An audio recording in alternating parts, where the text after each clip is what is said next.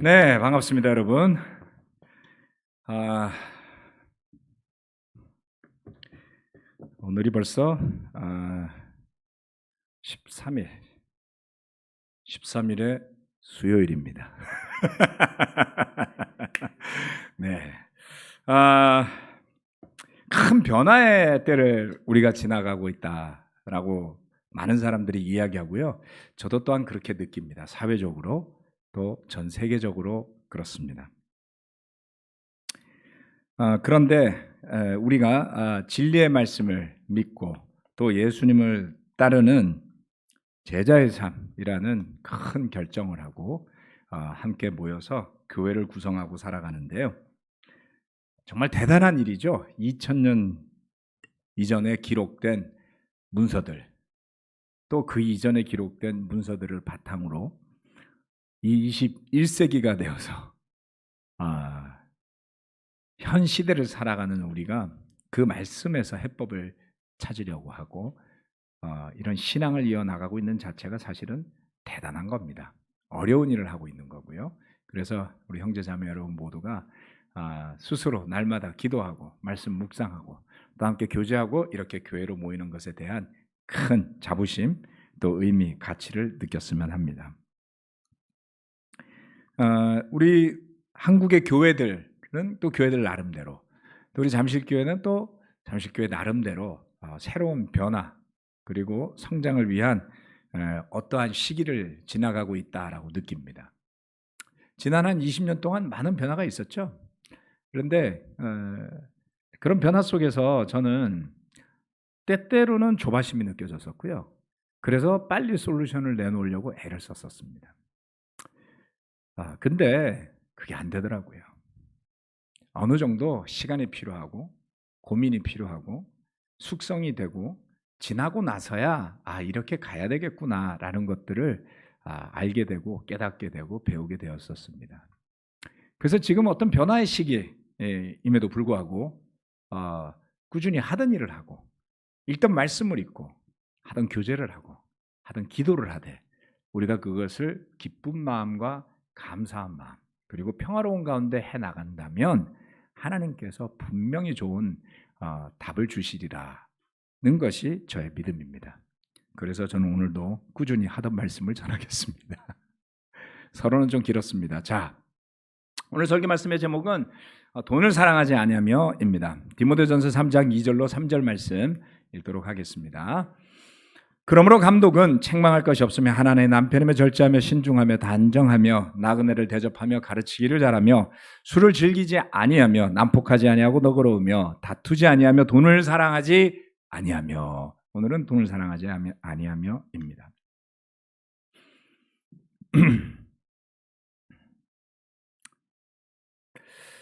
참 말씀에 나오는 한 말씀 한 단어 한 단어들이 참 마음과 삶에 와닿는 것이다 라고 할 수 있겠습니다. 돈을 사랑하지 않는다라는 것을 다르게 표현하면 어떻게 할 수 있을까요? 다양한 표현이 있을 겁니다. 돈을 사랑하지 않고 산다는 삶은 어떤 것일까요? 인색하지 않은 삶이 아닐까요? 인색하지 말라 이렇게 말할 수도 있겠습니다. 또 돈에 마음을 두지 말고 마음을 사람에게 두라. 즉 사람을 사랑하라. 그렇지 않습니까? 돈을 사랑하지 말고 마음을 하나님의 나라에 두라. 하나님을 사랑하라. 이렇게 말할 수 있겠습니다. 하지만 우리가 먹고 살아야 되는데 정말 우리에게 적절한 부는 어느 정도일까요? 나라마다 본인들이 처한 환경마다 부에 대한 가치 기준은 다른 것 같습니다. 가끔 북한에서 나오셔서 우리 대한민국에 정착하고 사시는 분들의 이야기를 봅니다. 그 중에 재밌는 프로 이만갑인가 뭔가 있더라고요. 그거 보면 너무 이야기가 재밌어서 눈이 안 떨어지는데요. 그분들이 북한에 있을 때는 진짜 먹을 것만 있으면 만족했대요. 강냉이도 배부르게 먹어봤으면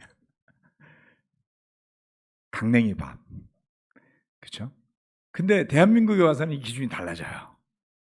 밥은 뭐 당연히 배부르게 먹지 않겠습니까? 예. 부에 대한 기준이 달라지는 겁니다.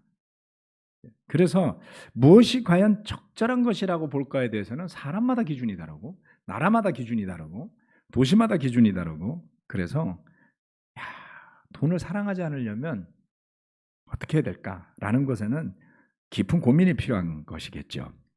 말씀들이 가르치는 것들을 좀 살펴봅시다. 뭐 돈 쓰기가 너무 좋잖아요. 예. 있기만 하면 해줄 수 있는 게 많습니다.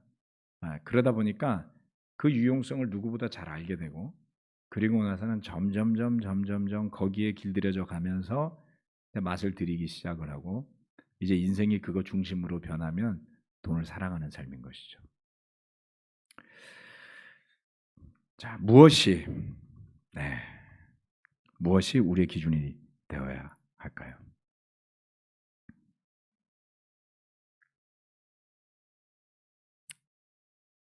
자, 그래서 오늘은 몇몇 말씀들을 보면서 우리 형제 자매들이 스스로 가지고 있는 경제적 기준에 대한 돈을 사랑하지 않으면서 이 세상을 살아가는 기준이 뭔지를 본인의 기대는 뭔지를 한번 구체적으로 생각해 보시기를 권해드리고 싶습니다. 특히 부부들이라면 이 경제적 기준에 대한 가치가 같아야 됩니다. 이게 다르면 문제가 많이 발생하죠. 그렇죠? 네. 온 교회가 같이 맞출 필요는 저는 없다고 봅니다. 그럼 문제가 되겠죠. 네, 다 똑같은 방에 닭장처럼 똑같은 가재 도구를 가지고 매일 똑같은 음식을 먹고 뭐 이렇게 살라 이건 말이 안 되잖아요. 네, 그래서 그렇게는 하는 건 말이 안 되고 부부간에는 좀 맞추셔야 됩니다. 첫 번째, 좀 강한 표현인데 돈을 사랑하는 것은 하나님을 미워하는 것입니다. 마태복음 6장 19절로부터 24절까지 말씀입니다. 너희는 자기를 위하여 보물을 땅에다가 쌓아두지 말아라. 땅에서는 조미 먹고 녹이 슬어서 망가지며 도둑들이 뚫고 들어와서 훔쳐간다. 그러므로 너희를 위하여 보물을 하늘에 쌓아두어라. 거기에는 조미 먹고 녹이 슬어서 망가지는 일이 없고 도둑들이 뚫고 들어와서 훔쳐가지도 못한다. 너의 보물 있는 곳에 너의 마음도 있을 것이다. 아무도 두 주인을 섬기지 못한다. 한쪽을 미워하고 다른 쪽을 사랑하거나 한쪽을 중히 여기고 다른 쪽을 업신 여길 것이다. 너희는 하나님과 재물을 아울러 섬길 수 없다. 이 구절을 묵상을 열심히 한 사람이 비트코인을 만든 것 같아요. 누구도 훔쳐갈 수 없게 철저한 보안을 하면서 녹슬거나 망가지는 일이 없도록 해서 비트코인이 지금 5만 불, 6만 불로 올라가고 있습니다. 그런 걸까요? 예. 그런데 비트코인보다 강력합니다. 이건 보물을 하늘에 쌓아두랍니다. 헤븐 코인이라고 해봅시다. 자, 돈은 우리가 살아가기 위해 필요한 것을 구할 수 있는 매개체죠. 우리 스스로가 만든 신뢰의 증표가 돈입니다. 그런데 우리가 살기 위해서 필요한 건 사실 돈은 아니고요. 이거 있어도 못 삽니다. 어디 저기 아프리카의 어떤 나라를 갔더니 뭐 계란 하나 사려면은 돈을 서류에다 한 가방을 사가지고 가야 된대요. 인플레이션이 심해지니까 이제는 종이보다 돈이 더 싸진 거예요. 그래서 휴지 한 통을 사기 위해서는 그 휴지보다 훨씬 더 많은 양의 지폐를 들고 다녀야 되는 게 지금 베네수엘라가 되었습니다. 사실은 입을 것과 먹을 것, 또 비와 바람과 추위와 더위를 피할 수 있는 잠자리, 이게 중요하죠. 살기 위해서는 이게 필요합니다. 그런데 먹을 것과 입을 것과 비바람 추위와 더위를 피할 수 있는 집만 있으면 될까요? 요즘은 없으면 큰일 나는 게 있습니다. 그게 뭐냐면 스마트폰이에요. 이거 잃어버리면 그냥 큰일 나죠. 전화도 주지도 못하고 받지도 못하고 저는 결제도 못하고 아무것도 못하게 됩니다. 그래서 이건 정말 절대로 잃어버리면 안 되는 거예요. 스마트폰 필수품 됐습니다. 필요에 따라 조금 차이가 있을 수도 있겠지만요. 또 어떤 가정은 특별히 자녀를 둔 부부들은 차가 필요한 필수품일 수도 있습니다. 뭐 자동차를 사치품이라고 말하는 사람은 없겠죠. 예, 누구나 살 수 있습니다. 대한민국은 자동차를 생산하는 나라라서 전 세계적으로 봤을 때 미국보다는 조금 비싸지만 자동차 가격이 아주 쌉니다. 말레이시아 갔더니 경차를 사는데 경차를 사기 위해서 지불해야 되는 돈이 1,500만 원, 한 2천만 원 했던 것 같아요. 그러니까 우리나라에서 파는 가격이 2배였습니다. 2010년도 기준으로. 싱가포르에 가면 아반떼 정도 타는데 한 5천만 원. 예. 이게 우리나라 차값이 쌉니다. 필수품 뭐 이렇게 되어 있습니다. 뭐 식탁도 있어야겠죠. 아니면 식탁까지는 필요 없고 밥상이라도 있어야 되겠죠. 밥그릇을 땅에다 놓고 밥을 먹어보신 적 있습니까? 집에서. 캠핑을 가서가 아니라 방바닥에다 밥그릇을 놓고 밥을 먹는다. 이거 굉장히 불편하죠. 밥상이라도 있어야 되고 하다못해 종이 택배 박스라도 놓고 먹을 겁니다. 옷은 또 어떻습니까? 대한민국은 사계절이니까 이게 최소한 여름 겨울 옷은 있어야 돼요. 간절기 빼고라도. 그렇죠? 싱가포르에 살 때 보니까 참 편하더라고요. 여름 옷만 있으면 돼요. 우리나라 왔더니 옷장에 겨울옷, 간절기 옷, 여름 옷 많습니다. 그래서 리스트가 점점점 늘어나게 되죠. 물건이 예전에는 귀했는데요. 지금은 너무 싸고 흔해서 이제는 아무 생각 없이 그냥 살 수도 있어요. 여러분 그 생각 없이 이렇게 스마트폰에서 갑자기 그 네이버에 쇼핑 이런 거에 갑자기 딱 진짜 사고 싶은 물건인데 3만 원밖에 안 해요. 어때요? 고민하세요? 누르죠. 3만 원. 이거 득템이야 이러면서 샀는데 알고 보니까 옷걸이에 있어. 제 이야기입니다. 어느새 물건이 쌓입니다. 이게 얼마나 풍요로워졌는지 이제는 아예 그 반대로 살려는 사람들이 생겼어요. 미니멀리즘 들어보셨습니까? 집안에 있는 모든 물건을 없애고 의자 하나 달랑 놓고 이불 하나 깔고 먹고 자고 하는 사람들이 생겨났습니다. 미니멀리즘 편하겠다. 근데 좀 앉아 있으면 저는 물건이 계속 쌓일 것 같아요. 자, 이렇게 우리가 살기 위해서 필요한 것들, 중요한 것들을 하나하나 이야기하다 보니까 이제 먹을 것, 입을 것, 잠잘 곳에서 스마트폰도 생겼고 자동차도 생겼고 네이버 쇼핑에서 주문한 갖가지 옷들과 형형색색의 신발들도 생겨났습니다. 그러면 내 일상 자체가 돈을 사랑하는 거 아니야? 이렇게 극단으로 가시지는 마세요. 마태복음 말씀이 우리에게 전하고자 하는 것은 무엇일까요?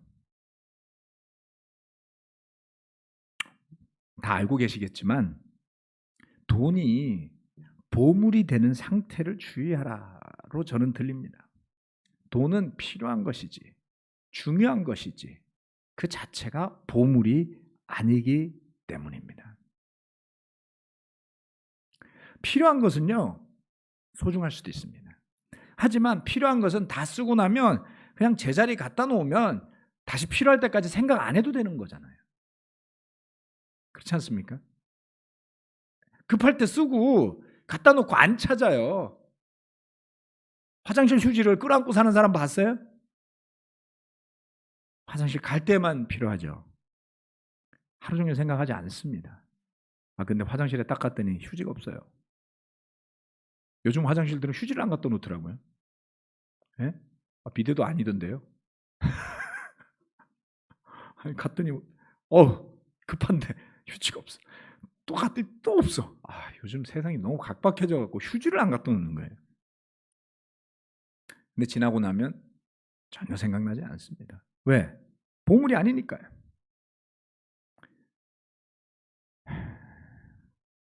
역할을 마무리하고 나면요. 그 자리에 놓고 잊어버립니다. 관심을 두지 않습니다. 저는 택배 박스가 오면은 옛날에 젊을 때는 손으로 뜯었어요. 근데 이게 이러다가 인대가 나갈 수도 있겠다 싶어서 최근에는 칼로 뜯습니다. 택배 박스를 칼로 뜯고 그리고 끝나면 제자리에다 갖다 놓습니다.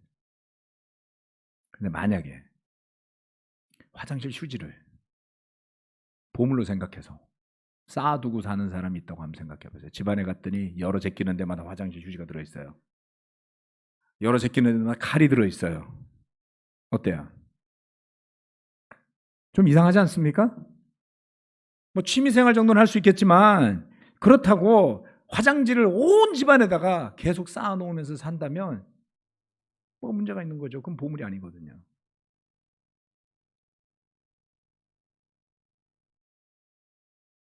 물론 돈은 칼이라든가 화장지보다가 훨씬 더 그 쓰임새가 광범위하고 모든 물건을 살 수 있는, 심지어는 사람들의 관심까지도 끌어당길 수 있는, 사람까지 달라붙는 엄청난 교환 능력과 매력이 있는 것이기 때문에 거기에 비유할 수는 없습니다.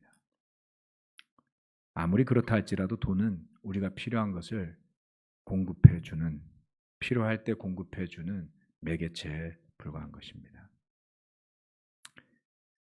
필요의 정도의 차이는 있을지 모르지만 지금 우리 형제 자매들, 이 교회 안에 있는 모든 형제 자매들은 먹고 입고 사는 것을 걱정하지 않아도 될 만큼은 다 풍요롭습니다. 돈은 사랑해야 할 대상, 보물로 여겨야 할 대상이 아닙니다.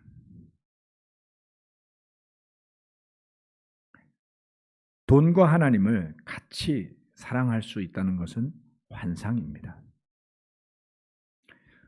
돈이 너무나 중요해서 그것을 날마다 생각하고 그것 때문에 노심초사하고 그것 때문에 기뻐하고 그것 때문에 슬퍼하고 그것 때문에 인생이 좌지우지 된다면, 그것 때문에 관계가 흔들리고 그것 때문에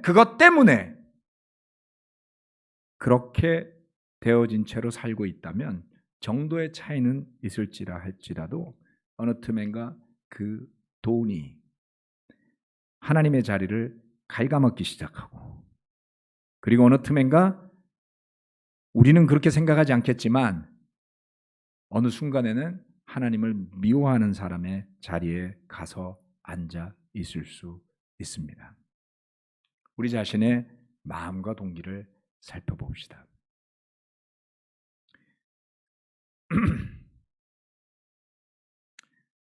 필요와 탐욕은 다른 것입니다.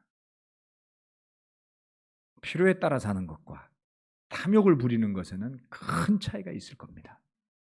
결국 이것이 돈이 중요하고 나한테도 요긴한 것이지만 탐욕으로 넘어가서 이제 거기에 빠지시면 여러분 돈을 사랑하는 거예요.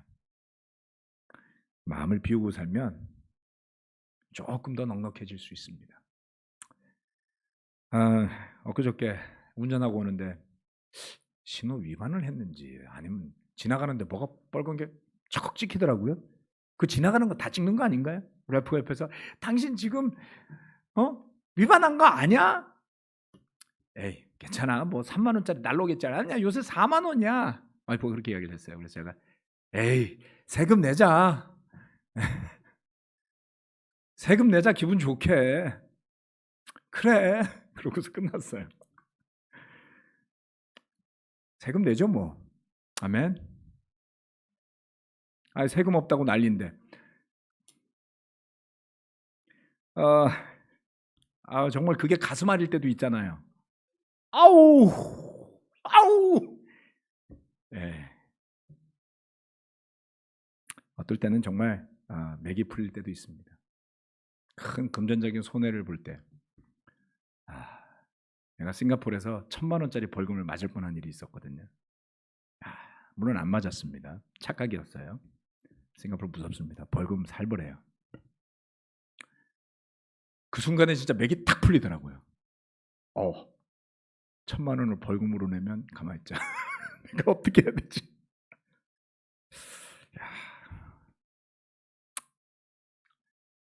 내지요 뭐, 싱가포르 정부를 위해서. 이렇게 될 수 있겠습니까, 여러분?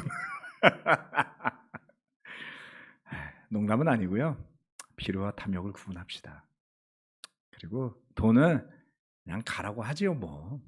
하나님이 주시려면 주시고 보내려면 보내시지 않겠습니까? 애를 쓴다고 키를 한 자 보탤 수 없다 그랬습니다. 하나님이 어떤 사람은 부자가 되기도 하시고 어떤 사람은 가난하게도 하신다고 그랬어요. 그 말씀을 믿어야 됩니다. 성실하되 부자가 꼭 안 될 수도 있습니다. 네. 하지만 부자가 되면 기준이 뭔지 모르겠는데요. 남들보다 좀 잘 산다고 생각하시면 인색하지 맙시다. 돈을 사랑하기보다 하나님을 사랑하면 사람과 하나님을 더 사랑하는 삶이 되리라고 저는 믿습니다. 두 번째, 만족하는 삶을 향해 나아갑시다. 돈보다 중요한 게 있어요. 그러면 되는 것이죠. 히브리서 13장 5절 말씀인데요. 돈을 사랑함이 없이 살아야 하고 지금 가지고 있는 것으로 만족해야 합니다. 주님께서 친히 말씀하시기를 내가 결코 너를 떠나지도 않고 버리지도 않겠다 하셨습니다. 돈으로 우리 자신을 내모는 또는 그 돈으로부터 내 마음을 떼어낼 수 없게 하는 또 하나의 원인이 있어요. 그것은 만족하지 않는 마음입니다. 네, 만족하지 않는 마음. 이 말씀은 정말 우리한테 시사하는 바가 많은데요. 돈을 사랑함이 없이 살아야 하고 지금 가지고 있는 것을 만족해야 합니다. 이 두 가지가 오버래핑이 되죠. 만족하는 마음가짐에 대해서 지금은 생각해 봅시다. 만족하지 못하는 마음이 있을 때 우리 마음 안에 불편함이 생겨납니다. 불편함이 생겨나요.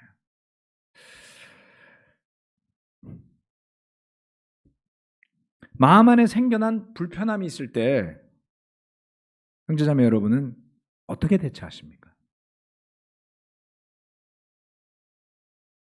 그 불편함을 제대로 떨쳐버리지 못하거나 그 불편함을 제대로 인지하지 못하면, 그게 있다는 것을 알아차리지 못하면 그 불편함에 의해서 충동질 되어져서 끌려가는 삶을 살게 됩니다.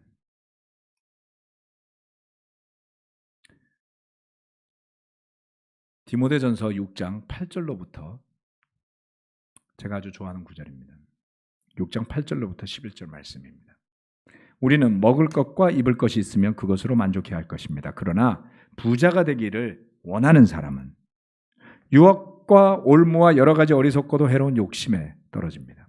이런 것들은 사람을 파멸과 멸망에 빠뜨립니다. 돈을 사랑하는 것이 모든 악의 뿌리입니다. 돈을 줬다가 믿음에서 떠나 헤매기도 하고 많은 고통을 겪기도 한 사람이 더러 있습니다. 하나님의 사람이여, 그대는 이 악한 것들을 피하십시오. 의와 경건과 믿음과 사랑과 인내와 온유를 좇으십시오. 이 구절은 읽을 때마다 저는 새로운데요. 만족하지 못하는 마음에서 뭐가 옵니까? 유혹이 생겨나죠. 어리석고도 해로운 욕심에 떨어집니다. 만족하지 못하는 마음이요. 그냥 방치하시면 안 돼요. 네? 다이어트 하시는 분들이 많이 실패하는 게 뭐냐면 허기를 관리를 못하는 거예요. 살만 빼려고 무진장 굶어요. 요요가 온다잖아요. 공허한데 너무 허기진데 이길 수 있어요? 못 이기는 거예요. 그걸 달래지 않으면서 다이어트에 성공할 수는 없습니다. 나는 돈을 사랑하지 말아야지. 그렇게 마음만 먹는다고 그냥 될 것 같으면 온 세상이 그렇게 살아야 하지 않겠습니까? 그런데 그러기에는 우리가 사는 사회가 너무나도 풍요롭고 물질로 좀 더 편리하고 좀 더 나은 걸로 가득 차 있는 세상이에요. 유혹을 안 받을래? 안 받을 수가 없습니다. 더더군다나 해결되지 않은 만족하지 못하는 마음이 우리 안에 자리 잡고 있으면 올무에 빠집니다. 종종 우리 형제자매들 가운데 주식이나 투기성 투자 등으로 손해를 보는 분들의 이야기를 듣습니다. 저도 주식 해봤습니다. 테스트 해보려고. 한 20년 전에 한 200만 원 갖고 시작했나요? 하다가 그만뒀어요. 제가 가끔 말씀드린 적이 있습니다. 인건비가 너무 많이 들어가요. 버는 돈에 비해서. 네, 신경 너무 많이 써야 돼요. 생각해 보니까 이게 일당이 안 나오는 거예요. 아니 인건비로 따지더라도 일당이 안 나올 거 아니에요. 그럼 목회자가 맨날 주식 보고 앉았으면 설교할 수 있겠습니까? 그죠? 그래서 몇 번 하다가 이거는 인건비도 안 나온다. 그만뒀습니다. 물론 자산 관리 이런 부분에 탁월하신 분들이 있어요. 관리할 자산도 좀 있고요. 하십시오. 괜찮습니다. 합법적이고요. 경제적 이익을 창출할 수도 있는 수단일 수도 있습니다. 그러나 본인의 자산, 특히 현금 자산에 대비해서 적절한 비율을 넘어선 투자는 제자로 살아가기 위한 삶의 근본을 흔들 수가 있습니다.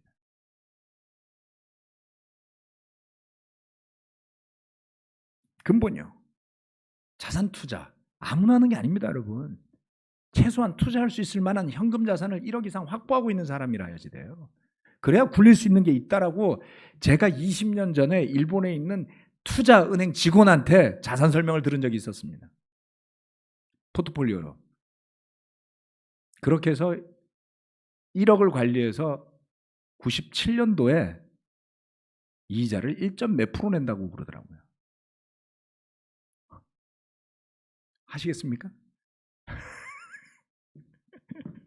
아무튼 투자가 어려운 거구나. 그건 저는 그때 배웠어요.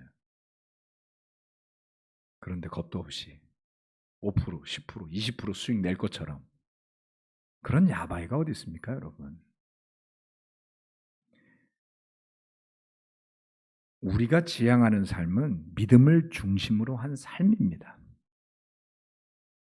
투기를 해서라도 또는 어떤 위험이라도 마다하지 않고 경제적으로 성공해야 하겠다라는 식의 태도는 여러분 자신과 여러분의 가족을 위험에 빠뜨리고 심지어는 관계를 깰 수 있습니다.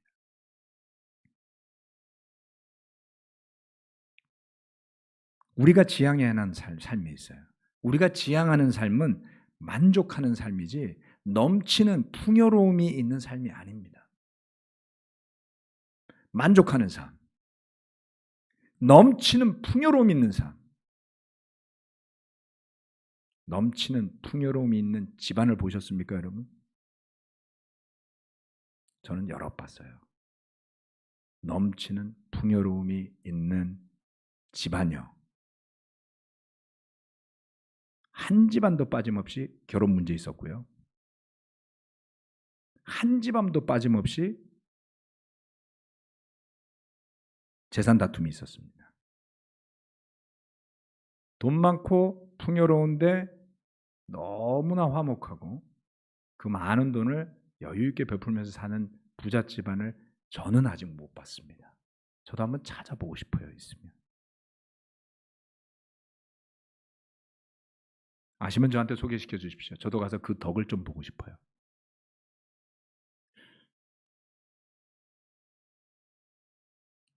만족을 추구하십시오. 주님께서 허락하신 부를 마다할 이유는 없습니다. 그러나 경제적 성공, 실체가 없어요. 얼마가 성공입니까, 여러분? 얼마가 성공입니까?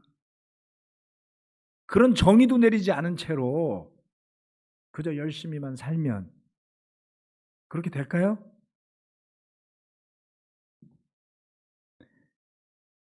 모든 것을 희생할 각오로 경제적 성공을 위해서 덤벼들 만큼의 가치가 돈에는 없습니다.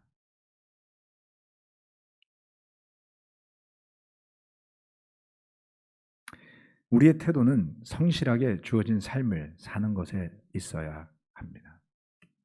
저는 세례를 받기 전에 사실 조금 불만이 있었어요. 세상 사는 게 힘들어요. 공부도 열심히 했어야 됐고요. 근무도 열심히 했어야 됩니다. 저도 좀 놀고 편하게 지내고 싶은데 왜 우리 아버지는 부자가 아니었을까 딱 한번 생각해 본 적이 있습니다. 우리 집안이 좀 더 잘 살았으면 나 이렇게 힘들게 공부 안 해도 되고 나 이렇게 힘들게 근무 안 해도 되고 좀 더 편하게 살았을 텐데 라는 생각 딱 한번 해본 적이 있어요. 만족이 없죠? 누군가는 저의 삶도 부러워하지 않았을까요? 누군가는 저의 지위도 부러워하지 않았을까요? 아무 소용없다니까요. 제자 되면서부터 그것을 벗어버리고 집어던지고 그렇게 살다 보니 가정도 생겼고, 그렇게 살다 보니 친구도 생겼고, 그렇게 살다 보니 좋은 가족 관계도 생겨났습니다. 저의 힘으로 하는 것이 아니라 돈보다 만족하는 삶을 선택할 때 주님께서 주시는 축복이 떠나지 않는 가정이 생겨나고, 주님께서 주시는 축복이 늘 존재하는 형제, 자매들도 주변에 있는 겁니다.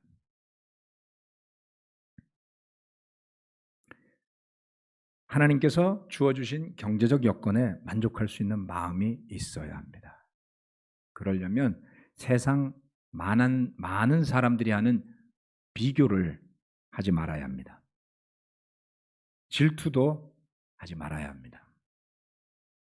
하나님 주신 달란트를 통해서 내 생을 이어갈 수 있고 내 가족을 부양할 수 있다면 그것으로 충분합니다. 저축하고 적절히 아끼되 베푸는 마음까지는 아끼지 않을 수 있는 태도를 지닐 수 있다면 그것이 풍요로운 삶이 아니겠습니까? 세 번째, 마지막입니다. 경제적 두려움을 떨쳐야 합니다.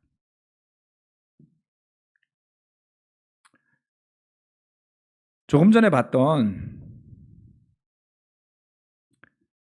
히브리서 3장 15절 말씀은 뭐라 그랬냐면 내가 결코 너를 떠나지도 않고 버리지도 않겠다라고 했는데 이게 신명기 31장 6절에 나와 있는 말씀을 인용한 거였어요. 신명기 31장 6절 말씀 한번 읽어볼까요? 마음을 강하게 하고 용기를 내십시오. 그들 앞에서 두려워하지도 말고 무서워하지도 마십시오. 주 당신들의 하나님이 당신들과 함께 가시면서 당신들을 떠나지도 않으시고 버리지도 않으실 것입니다. 자, 결국 돈을 사랑하는 마음의 시작은 만족하지 못하는 마음, 또 다른 하나는 뭡니까? 두려움에서 비롯될 수도 있다는 거예요. 두려우며. 히브리서 기자가 이 신명기 말씀을 인용을 했는데요. 신명기 31장 열어놓고 앞뒤 문맥을 아무리 살펴봐도 돈에 대한 이야기가 아니에요. 신명기 31장이 돈에 대해서 이야기한 게 아니에요. 하나님이 당신들을 떠나지도 않고 버리지도 않으실 겁니다. 돈을 사랑하지 마십시오. 이렇게 엮은 거예요. 신명기 31장 말씀은 이제 약속의 땅을 향해 나아가는 이스라엘 백성들에게 하는 당부의 말씀이었어요. 일맥상통하는 게 근데 찾아보면 있습니다. 그들은 가보지 않은 길을 갔어야지만 합니다. 알 수 없는 미래였습니다. 가보지 않은 길을 갈 때요 진짜 어렵습니다. 제가 유격훈련이라는 걸 받을 때요 밤에만 120km를 일주일에 다니는데요 20km짜리 군장을 메고요 한 팀이 18명이었습니다. 18명이 조장을 중심으로 해서 산을 가는데 매번 이 길로 가자, 저 길로 가자, 이 길이 맞다, 저 길이 맞다, 물 먹고 가자, 잠자고 가자. 가보지 않은 길을 가는 게 정말 힘들어요. 왜요? 누구 말도 맞는 말이 없잖아요. 심지어는 지도가 있음에도 불구하고 그 지도를 보고 읽는 방법이 달랐어요. 옥신각신, 티격태격. 어떤 팀은 새벽 1시에 들어와서 5시간을 자고요. 어떤 팀은 아침 8시에 와서 한숨도 못 자고 그 다음날 수업 받아야 됩니다. 어렵지 않겠습니까? 그래서 가보지 않은 길을 간다는 게 얼마나 불편하고 함께 가려고 시작하면 얼마나 많은 생각이 충돌하고 조금만 실수하면 불평이 나올 수 있는 길인지를 저는 겪어봤어요.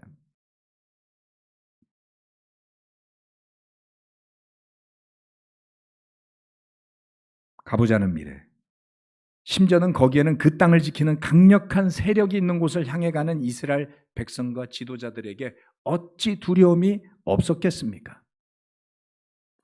모세는 그들에게 마음을 강하게 하고 용기를 내십시오.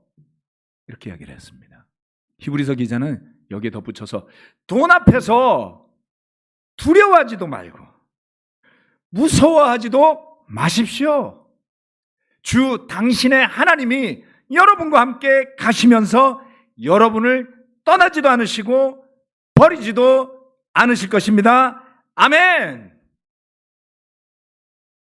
궁핍해졌을 때, 내 삶이 위기에 처해 있을 때 누구나 두렵습니다. 두렵지 않은 척은 할 수 있지만 두렵죠. 직장에서 해고를 당했을 때, 경제적 불이익이 다가왔을 때 누구나 두렵습니다. 그때 해야 할 일이 있습니다. 마음을 강하게 하고 용기를 내십시오. 두려워하지도 무서워하지도 마십시오. 왜요? 주 당신의 하나님이 여러분과 함께 가시면서 여러분을 떠나지도 버리지도 않으실 것입니다. 적어도 93년 제가 세례를 받은 이래로 28년 동안 하나님은 이 말씀에 신실하게 저의 삶을 지켜주셨으니 저는 그 말씀의 증인이 맞습니다. 여러분은 어떠십니까? 여러분이 세례받은 날로부터 지금까지 하나님께서 떠나지도 않으시고 버리지도 않으시며 지켜주셨습니까? 아멘. 두려워할 이유가 없죠. 돈을 사랑하지 않는 삶, 그게 우리 형제자매들의 자랑이 되었으면 좋겠습니다. 이 교회는 돈 많은 교회가 아닌 게 확실합니다. 하지만 사랑도 많고 제자도 많고 복음이 풍성한 교회인 것은 맞습니다. 아멘. 말씀 마치겠습니다. 아멘.